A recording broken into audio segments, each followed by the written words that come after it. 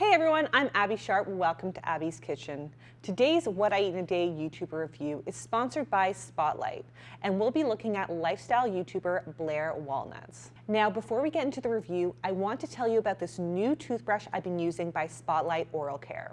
I have to admit that in my house, we are pretty obsessed with oral hygiene, and not going for my regular dental cleanings has been a serious challenge of COVID life.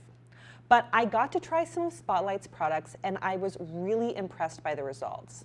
The line was developed by two Irish dentists using clinically proven harm-free ingredients that are vegan, toxin-free, sulfite-free, sustainable, and perfect for sensitive teeth.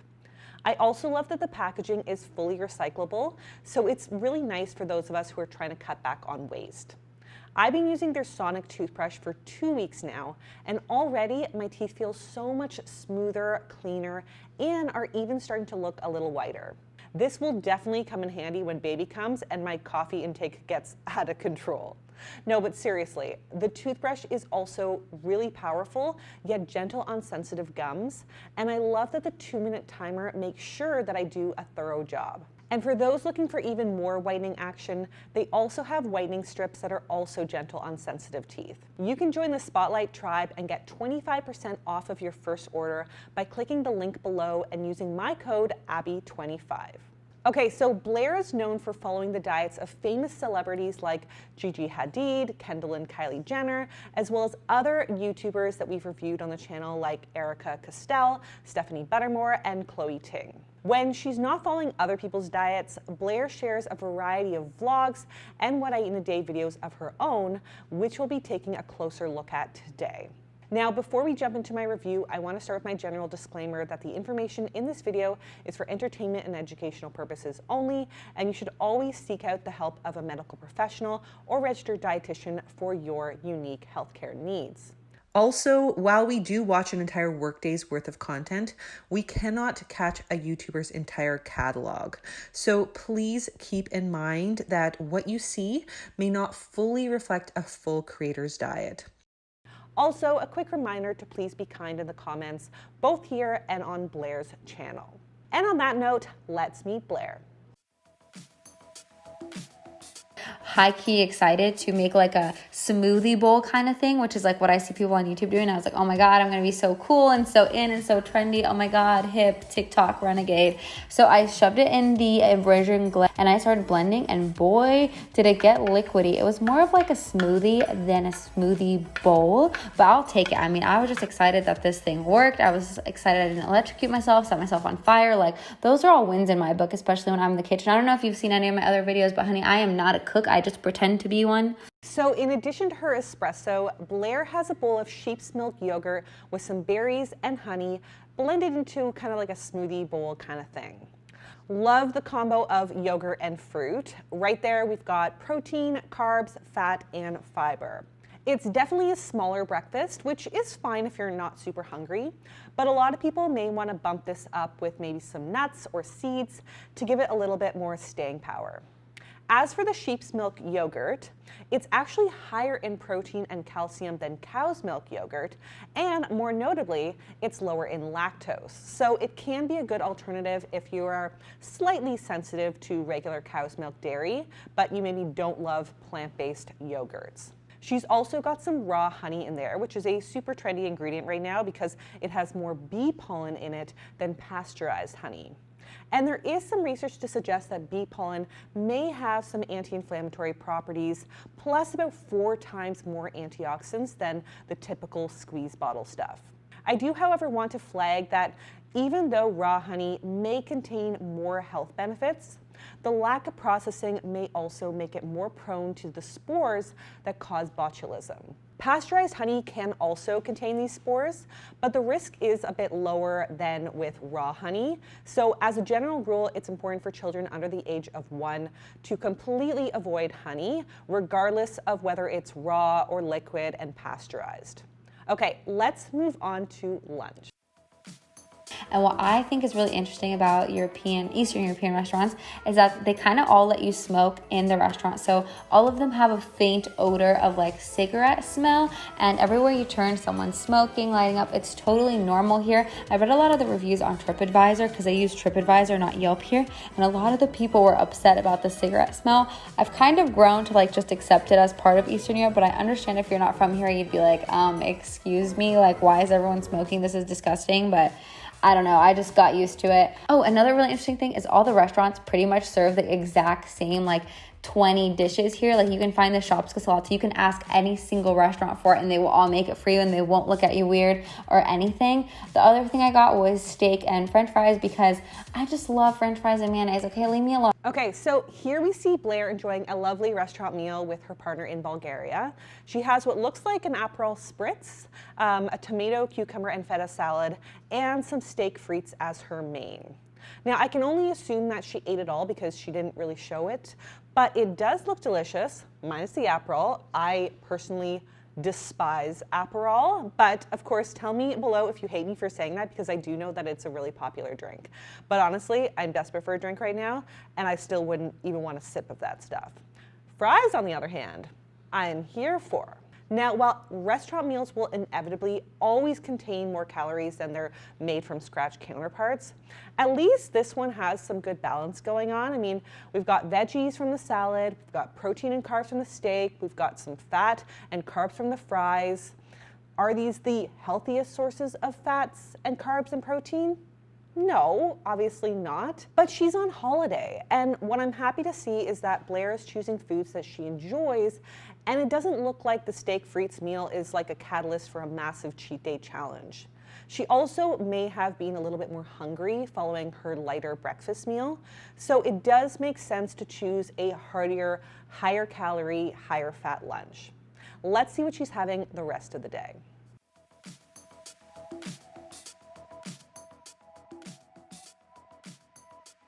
So this snack feels super European and totally makes me want to travel ASAP, which, let's be real, between COVID and baby is not gonna happen anytime soon. But anyways, we have some carbs from the bread, we've got fat and protein from the sausage and cheese. No, it's not the avocado toast that we're used to seeing from most wellness influencers, but it is nice to see Blair being flexible and eating like a local while abroad. Of course, if I put my dietitian hat on, we would want to up the fiber and balance out the salt and saturated fat a bit, maybe by adding in some crunchy veg or some fruit. But I also think it's normal and expected that our vegetable intake will be lower on days that we're traveling. Let's finish off with some dinner. I usually make their meals in one pot because I am really lazy and I hate doing dishes, so you can try that too. They always turn out so incredibly delicious, and they have vegetarian and also meat eater meals. So I really hope you guys enjoyed today's video. Don't forget to click the link down in the description. Follow me on Instagram. Nuts out. Okay, so Blair partnered up with HelloFresh to make this vegetarian mushroom pasta dish, which looks totally delicious. And considering she did have a protein and meat heavy lunch, it definitely does make sense to go vegetarian at dinner. I am definitely a big fan of meal delivery kits for helping busy people to get a meal on the table. And I actually really like a lot of HelloFresh's options. Now with this one, she could totally serve this with like a little side salad, or to keep it one pan, she could throw in some random veggies like cauliflower or broccoli or bagged greens just to bump up the veg a little bit in this meal. Like her lunch and snack, this meal is relatively higher in salt and saturated fat from the cheese. So if you are sensitive to sodium, one little hack that I like to use sometimes is to go halvesies on the Parmesan cheese and throw in a few tablespoons of nutritional yeast instead, which would give you that kind of same cheesy flavor for a lot less salt. Let's move on to day 2. After making some mountain tea, it was time to make my favorite breakfast, white stuff in a jar.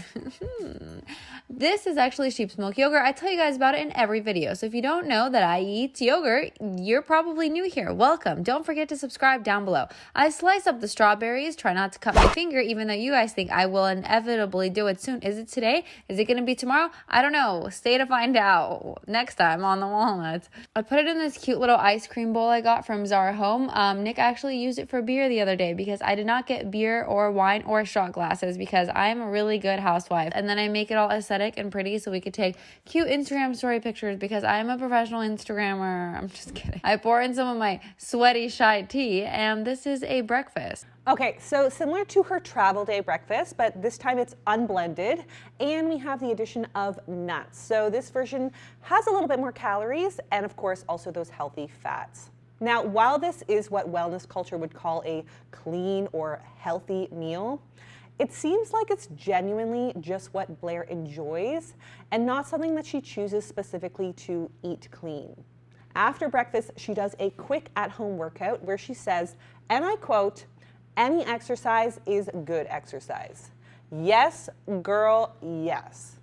You don't need to kill yourself at berries and lose 3 pounds in sweat to make your workout worth your while. So I love that Blair seems to be moderate, both in her approach to food and also movement as well. Let's check out her snack. This Russian ice cream is the greatest thing I've ever tasted. Russians make their ice cream not very sweet and not very flavorful. So it tastes like frozen whipped cream, but on the inside there's this like sour raspberry jam that like adds a little kick of flavor. It's really good. And they don't put too much ice cream, it's just like a little. Very communist. Oh my God, this girl. I mean, communist portions aside, the way Blair describes this ice cream has me hardcore craving ice cream right now. And I know you're gonna come after me for not shaming her for having ice cream before lunch, but honestly, it's just refreshing to see somebody have a moderate, flexible, spontaneous approach to food. She's had a balanced, nutrient-dense breakfast, followed by a normal size ice cream cone. I mean, this isn't a cheat day, this isn't deprivation. This is a girl eating foods that she loves in moderation while listening to her hunger and fullness cues. And on YouTube, that is worth some major love. Let's move on to lunch. So it's just soy sauce, peanuts or peanut butter, ginger, and garlic, and that's it. That's it. That's the whole sauce. I immersion blended it, and there we go. Ta-da. Okay, so these are my enchilada / spring rolls. They have veggies inside on rice paper sheets. I mean, not great, but not just not. After that, it was time to show you the mess this made in my kitchen. I feel like a lot of YouTubers just completely ignore the mess. I love how she is keeping it real and she calls out like how unrealistic most YouTube videos are. This is a true what I eat in a day. Like there's no shot lists, no filters, no hero B-roll, and it's really fun to watch. But okay, as for her lunch, I do love me a good summer roll wrap. And actually this inspired me to put rice paper on my grocery list this week because I want to make this. But I also have a whole video on my favorite summer roll combinations right here. So definitely check that out. But she's got lots of fiber in the veg, plus protein and healthy fats from the peanut sauce. And it looks like she threw in some tofu at the end as well for some plant-based protein. This meal is relatively low in calories and carbs, and I know she just had an ice cream cone, so maybe she was looking for something a little lighter and a little fresh. But if she needed a little bit more staying power, throwing in some buckwheat noodles or quinoa or mango might make this a little bit more of a satiating meal, or she could just like serve it alongside a piece of fruit, keeping it simple. Let's move on to dinner. So the tuna pasta is literally just 4 or 5 ingredients and probably what I'm gonna be eating during the rest of the quarantine. The vegetables was just me trying to use up the vegetables I had before they went bad, but this is probably something that I'm gonna eat for the next 2 weeks. I talked a lot of shit about tuna pasta before, especially in the Honey Boo Boo video because I didn't get it, but now I get it. I didn't film myself making it because I was thinking tomorrow I could do an Instagram live and we can all watch how I make it and I could talk to you guys at the same time. I thought that'd be fun. I love how simple, accessible, and realistic this meal is, especially in COVID times when a lot of us I know are relying on pantry goods. I actually have a really similar pantry staple tuna pasta recipe on my blog using store-bought pesto instead of tomato sauce. So I'm going to leave a link to that below so that if you've got lots of tuna that you're working your way through, you know what to do with it.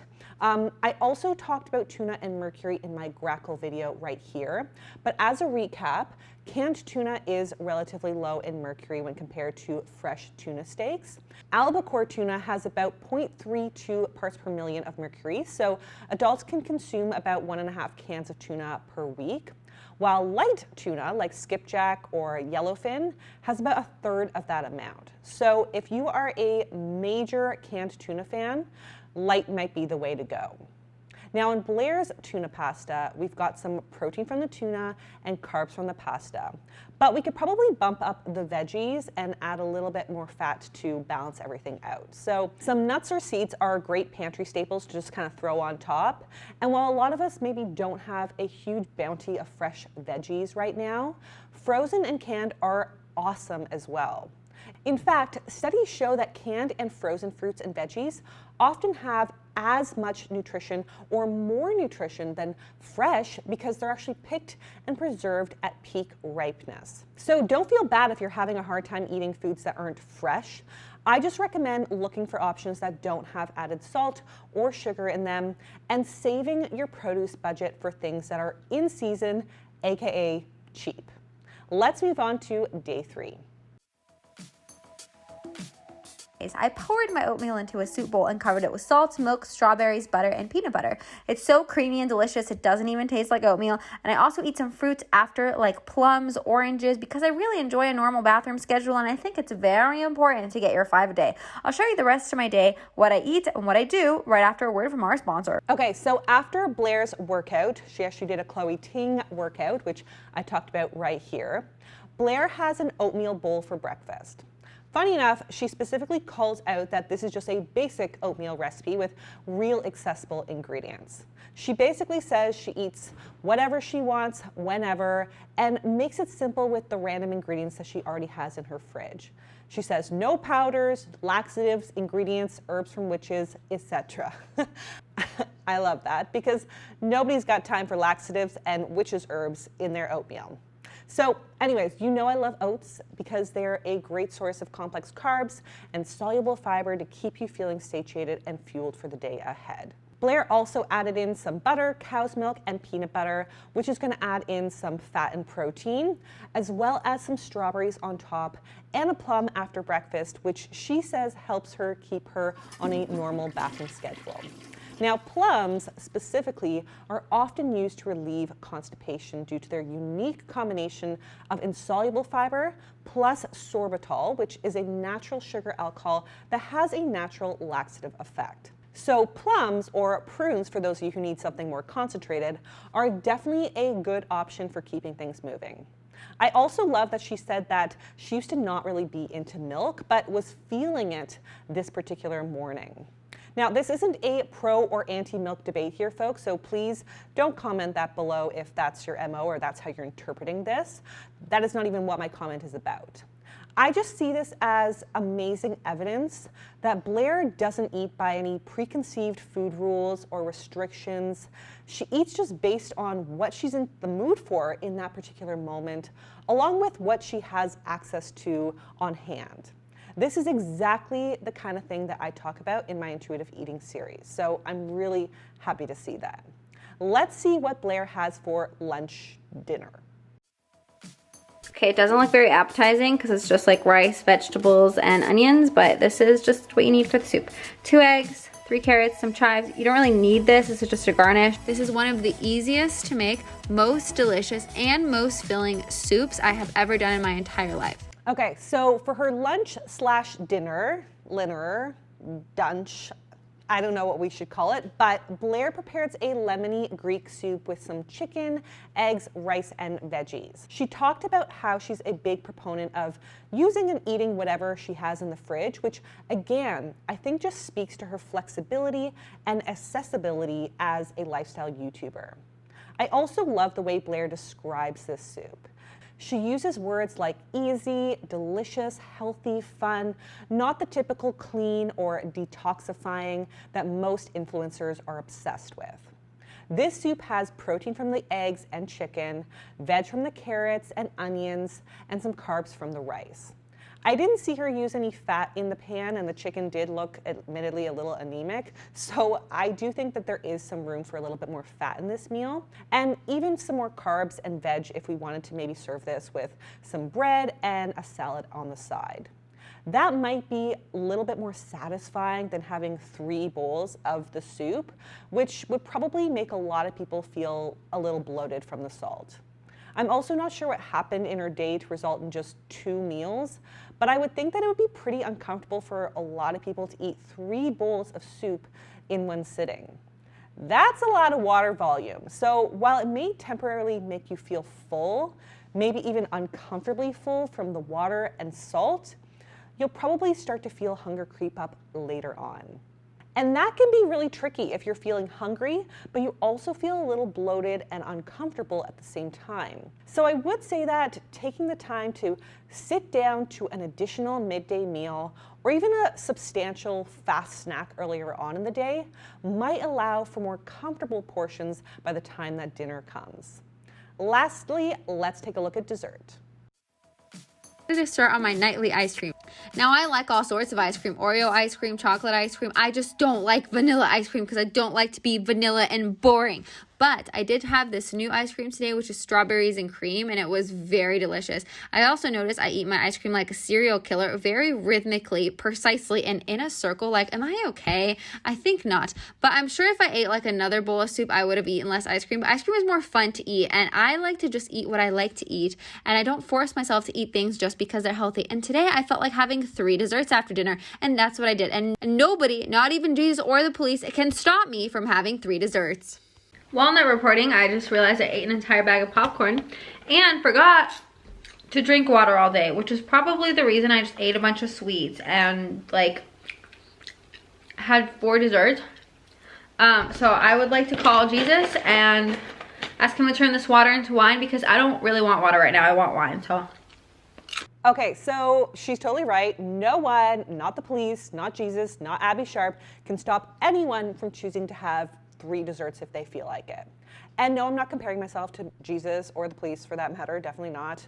I'm just rolling with her joke here. But honestly, I know that this is a lot of fun food, but this actually does seem to be intuitive to me. Blair had a particularly light day of eating, and I don't think that it was planned that way. I mean, sometimes we just have really busy days and we don't hear our hunger cues as clearly as usual, so we skip meals. And by the time that we sit down and relax, we are ravenous. So if Blair were to force herself to eat a 4th bowl of soup in an effort to curtail her desire for dessert, I would actually argue that that wouldn't be as intuitive as having 3 post-dinner snacks. So while Blair had a pack of Oreo ice cream, a serving of strawberry ice cream, and a bag of popcorn, I have a feeling that she was just responding to the hunger that had kind of mounted over the day of not eating to her needs. Not only did she maybe forget to eat enough during the day, but she also seemed to forget to drink enough water, which she said is probably one of the reasons why she was so ravenous for sweets. Now, nutrition-wise, of course, this snack sesh is high in sugar, saturated fat, and salt. There's no question. It's also very likely, based on my professional experience as a dietitian, that having more fuel spaced out throughout the day wouldn't have left Blair needing to have 3 bowls of the same soup at dinner and still hungry for 3 desserts afterwards. She may have been satiated after just 1 bowl of soup or 1 dessert. But Blair was simply responding to her body's cues when she had the opportunity to actually listen to them. And not surprisingly, her body is asking for more food, even if that food isn't the most nutritionally balanced. Sure, I could tell Blair to have 1 ice cream with maybe a piece of peanut butter toast and an egg, or a yogurt parfait like she did for breakfast on day 2. That would certainly be a lot more balanced of a snack that would probably feel better to most people who are watching. But the important thing is that Blair didn't judge herself for these snack choices. She knew that she was just unusually hungry because of the decisions that she made earlier on in the day. And she just moved on. That's awesome. A lot of people critique intuitive eating, thinking that it's just this meal right here. Eating desserts just because you want to. But it's not. It's a journey. It's a process that involves collecting data every single day, data that will inform your future decisions if you choose to let it. So perhaps Blair would take this day and say to herself, hey, I got busy, I forgot to have lunch, I forgot to drink water, and the result was that I ended up eating 3 bowls of soup and then still being hungry and eating 3 desserts. Maybe this felt fine to her. I mean, she's a lot younger than me. But over time, this pattern of eating might start to impact digestion, energy, blood sugars, and more. And it probably wouldn't feel so good. Being an intuitive eater doesn't mean that you always perfectly listen to your hunger and satiety cues, or that you always respond to the data that you've gathered. But what it does mean is that whatever happens, you move on. You give yourself permission to eat however you have to eat in the circumstances without guilt, shame, or further restriction. You say, hey, I let myself get too hungry and thirsty and I ate 3 desserts. Whatever. Tomorrow is another delicious day. My sense is that Blair just inherently gets this, and that's more important to me to see than how balanced her bedtime snack was one day. So let's move on to our big questions. In general, is this way of eating balanced? Well, I really love Blair's easygoing and relaxed approach to food. She eats based on what she likes and what she has in the fridge and what makes her feel good in that moment. She also doesn't seem to follow any strict food rules or restrictions and isn't concerned about eating healthy all the time, which is always really refreshing right now on YouTube. In one video where she tried to make Chrissy Teigen's famous banana bread and epically failed, she goes on to say that eating banana bread is not a big deal. It will not make you gain weight and that nothing bad will happen other than maybe you'll make banana bread every day and then there'll be a worldwide banana shortage. And that would be bad news bears for someone we know. So needless to say, I love her laid-back approach to food. With that said, from a nutrition perspective, there are a few gaps that I think we want to address. Now, depending on the day, Blair is typically consuming between 2,000 and 2,200 calories a day, which would be aligned with her caloric needs, with the exception of day 2, which was a little skimpy at 1,300 calories. Now, I can make a big stink about this, but I want you to know that it's completely normal to not eat the exact same amount of food every day if you're eating intuitively. So it's expected that the total number of calories that we consume may fluctuate day to day based on our hunger cues, stress levels, physical activity, sleep, etc. Maybe she ate like one of our cheat day YouTubers the day before, so her body was kind of recalibrating. Or maybe she was just really busy that day, and the next day when she had more time, she caught up and ate more. Unfortunately, I don't have access to her daily food log, but based on the attitude I see from her videos, I think there's a good chance that Blair would just kind of let her body take the lead. Now, when it comes to her total macronutrient intake, she's consuming a moderate carb and protein diet, with some days getting a higher proportion of calories from fat. This is likely because some days she's consuming almost double the recommended saturated fat intake from foods like steak, ice cream, and cheese, which may or may not be a problem for health. I did a whole video on the controversial research on saturated fat, but to summarize, some research says that it may increase risk factors of heart disease, and other research claims that it has no effect on health at all. But as dietitians, because the research on saturated fat is so inconclusive, we still like to err on the side of caution and aim for greater intakes of healthy unsaturated fats and complex carbohydrates instead, which do have demonstrated benefits on heart health. This includes foods like nuts, seeds, avocado, fatty fish, and olive oil for fats, and whole grains, sweet potatoes, and berries for carbs, for example. So for me, it's less about cutting high-fat foods out of the diet and instead focusing on what we can add in. The rest often works itself out. And on the topic of adding more complex carbs, this would also help Blair meet her fiber needs, since on some days she's only getting between 14 and 16 grams, which is below the 25-gram minimum recommendation. So that might mean adding a little bit more fruit at breakfast and snacks, veggies with her meals, and some whole grains throughout the day. I did hear her say that she tries to eat her, 4 or 5 servings of fruit a day to keep her regular. So even though I didn't see much aside from at breakfast, I have to just assume that no 2 days are alike for Blair, and it's possible that these aren't really good examples of her usual routine. I also know that we're in quarantine, which can make getting fresh fruit and veggies a little more challenging. But like I said, there's nothing wrong with throwing in some frozen, canned, or even dried fruit and veg. Lastly, Blair had also mentioned in one of her videos that her iron levels are low and that she's anemic, and therefore needs to eat a lot of meat and spinach.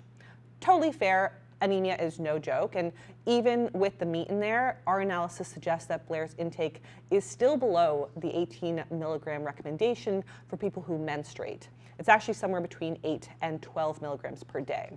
So if she wants to up her intake without the saturated fat found in a lot of red meat, she could also add in more tofu or lean poultry, which we did see in her diet, so that's great, plus some lentils, beans, pumpkin seeds, baked potatoes, or dried apricots. For the plant-based sources, she can maximize the iron absorption of these foods by pairing it with a source of vitamin C.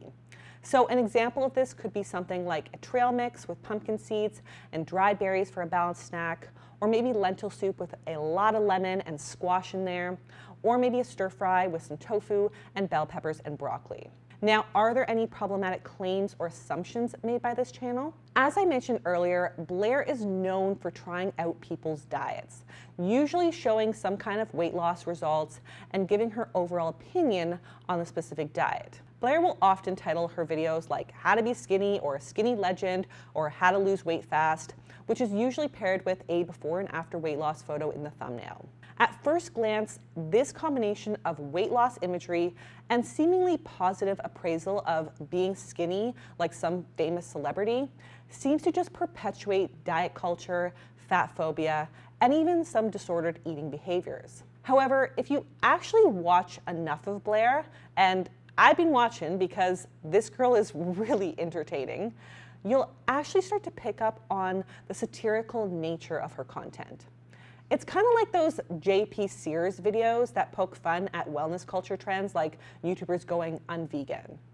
When you actually watch her and the moments of realism in her videos, you'll see some evidence of her true thoughts. For example, in her video on Gigi Hadid's diet, after weighing herself before the diet, she literally says that weight does not matter. And it's just a number like your social security number or your street number. She also often talks about how eating something like the banana bread won't cause bad things to happen, or that she's just eating intuitively when she chooses something that diet culture would deem as bad. So this tells me that even though she is trialing a diet that's intended purposes by the original creator was for weight loss, Blair isn't doing it to lose weight. She's making a sassy cultural statement about the sensationalism of these outrageous, unsustainable, and unbalanced diets that we often find online. It's not unlike what I do, but from the perspective of a viewer like you who might be tempted to try it rather than from a nutritional professional. Having said that, of course, if you're just watching a Blair Walnuts video here or there, or you're looking at her clickbait pro-skinny titles, I can see why it can be confusing or even triggering to some viewers. Now, from my perspective, after watching Blair's own What I Eat in a Day videos, it doesn't look like she herself follows any of these restrictive or carefully controlled diets. If she did, I would think that she wouldn't have the emotional flexibility to be able to jump into each of these insane challenges without panicking what the impact would be of eating an excess or in a deficit for a single day. She's smart. She knows it's just for funsies and that her body will kind of figure itself out in the days to follow. I actually think that it takes someone with a really strong faith in their body and a weight neutral mentality to be able to kind of waffle between some of these outrageous YouTuber and celebrity diets, and then to eat moderately on their own. Now, aside from following people's diets, Blair has also tried some popular fad diets like intermittent fasting and the keto diet. In her video on intermittent fasting, where she followed the diet of TikTok star Dixie D'Amelio, she lists the benefits of intermittent fasting, including weight loss, blood sugar regulation, brain functioning, skin health, reductions in inflammation, and risk of diabetes. While I do appreciate Blair highlighting that intermittent fasting is not just about weight loss, since that is the primary narrative in the media, whether or not all of these claims of Blair's are evidence-based is up for debate. I know you guys want me to do a whole video on intermittent fasting, and I do need to because there is a lot to cover, but let me quickly summarize based on these quick claims that she made.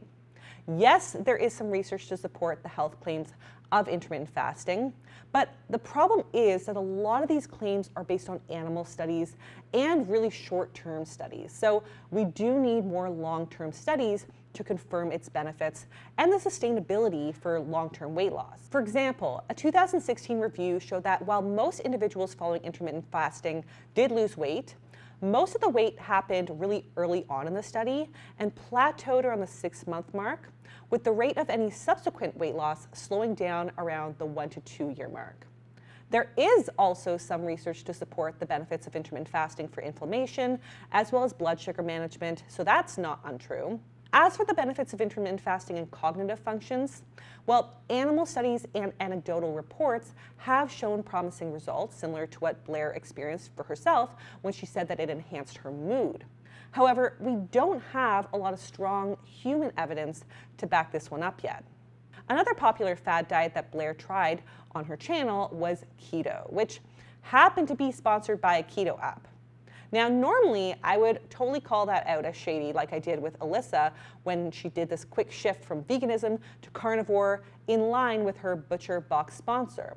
But because trialing these popular diets is kind of Blair's format, and she didn't claim that she was going to do keto for life, I guess it makes a little bit more sense. Anyways, in this video, she ate some pretty nutritionally dense meals like shakshuka for breakfast, salmon and radishes for lunch, and some chicken and asparagus for dinner. This is a far cry from the cheese on bacon on beef diet that we often see characterized as keto online. So I am glad that she was able to find a version of the diet that felt good to her. What I liked about this diet experiment is that she used a lot of positive language when describing food and the keto diet in general. For instance, she talked about liking salmon because it has more texture and flavor, which makes it extra yummy, and that the keto diet helped her to feel really satiated so that she didn't feel the need to snack as much. This impact on appetite on the keto diet is actually quite common, as studies have shown that ketosis can suppress the hunger hormone ghrelin, causing a reduction in appetite. So this could explain why some people feel like they have success on keto, because fat is just inherently very satiating. As for the benefits of the keto diet, Blair mentions that while the keto diet can promote weight loss, it can also lower cholesterol, improve blood sugar levels, and regulate appetite and blood pressure. If you missed my older video on keto, you can definitely check it out right here. But in short, I would say that these claims about the keto diet that Blair mentions are largely supported by the literature. When it comes to heart health, the research on keto is a little bit mixed. Some research suggests that over time, the keto diet may have a negative impact on cholesterol levels, while other research has found improvements in cholesterol levels and other risk factors for heart disease like blood pressure. Studies have also found that keto may help to lower blood sugar levels in people with insulin resistance and type 2 diabetes, but that it's not, of course, appropriate for people with type 1 diabetes due to the risk of hypoglycemia. Having said all of that, these diets are not benign. Both come with serious risks, and while it may be fun to play along for a day or a week, it gives us no information how well one might do or fare in the long run. And we know that for the vast majority of people, any restrictive diet is typically poorly sustained. So since Blair's content seems to be about entertainment anyway, I would say that if she's going to touch on the alleged benefits of a diet that she's trying out, I also think it's only fair that she also outlines the potential risks and who it may not be for. Finally, what can we take away that we love about Blair's channel? Well, I think Blair is super entertaining and hilarious to watch, so I can totally understand the popularity of her channel. When it comes to her actual recipes, I appreciate that unlike a lot of lifestyle vloggers, Blair's recipes are really realistic, really accessible, and definitely not deliberately Instagrammable. She eats what she has on hand and what she likes, and that varies from day to day, which is so refreshing to see. She also seems to be morally neutral when it comes to weight and food, and while she may play the typical Diet Debbie following along with the latest food fads, in her real life, she doesn't seem to follow any of these crazy restrictive food rules that she mocks on the daily. Bottom line, if you're looking for some fun, really hilarious YouTube content, definitely consider Blair's channel. Of course, her channel may not be for everyone, especially if weight loss language and imagery is triggering for you, or if you're easily offended by satirical humor. But overall, her content is pretty lighthearted, fun, and more of a mockery on diet culture than an endorsement of it. So I'm all for poking fun at diet culture in a hilarious way, so kudos to Blair for finding a clever way to do just that. And that is all for today, folks. A big thank you again to Spotlight for sponsoring this video. If you liked it, be sure to give it the thumbs up. Leave me a comment below with any YouTuber that you want me to review. Subscribe to the channel, and I will see you next time on Abby's Kitchen. Bye!